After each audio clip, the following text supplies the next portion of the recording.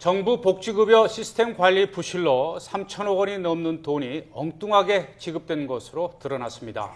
이미 사망한 사람에게 급여를 지급하는가 하면 취업을 해놓고 1억 원이 넘는 기초생활수급을 받아온 사람도 있었습니다. 김지성 기자입니다. 보건복지부가 지난 2010년 1,000억 원을 들여 만든 사회복지 통합관리망입니다. 각 정부기관에서 300여 가지 정보를 제공받아 40조 복지 예산을 처리합니다. 안전행정부가 사망자 정보를 사회복지 통합관리망으로 보내면 이 정보를 받은 지자체 공무원이 수급 대상에서 삭제하는 방식입니다.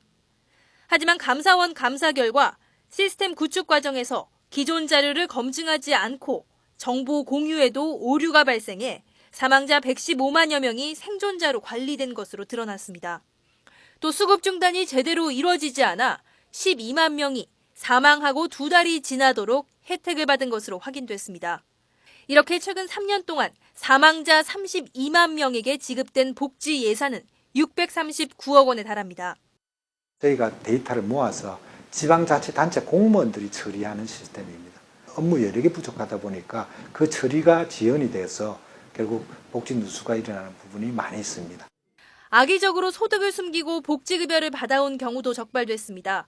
대학 교직원으로 취업이 된 뒤에도 7년 동안 생계급여를 1억 원 가까이 받는가 하면 공무원으로 임용된 사실을 숨기고 생계 주거급여에 장애인 연금까지 받은 경우도 있었습니다. 이렇게 소득을 숨긴 기초수급자에게 엉뚱하게 들어가는 예산은 247억 원에 이를 것이라는 것이 감사원의 판단입니다. 이 밖에 장애인이라고 속이거나 부양 의무자와의 관계를 끊은 뒤 연금을 탄 경우, 예금 등 이자 소득을 알 수 없어 수급자로 잘못 지정된 경우 등 엉뚱하게 쓰인 복지 예산은 3천억 원이 넘습니다.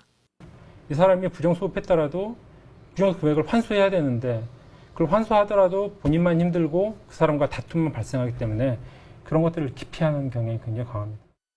감사원은 부정수급자 일부를 고발 조치한 데 이어 보건복지부에는 관리망을 개선하고 잘못 지급된 복지 예산을 환수하는 방안을 마련할 것을 요구했습니다. YTN 김지선입니다.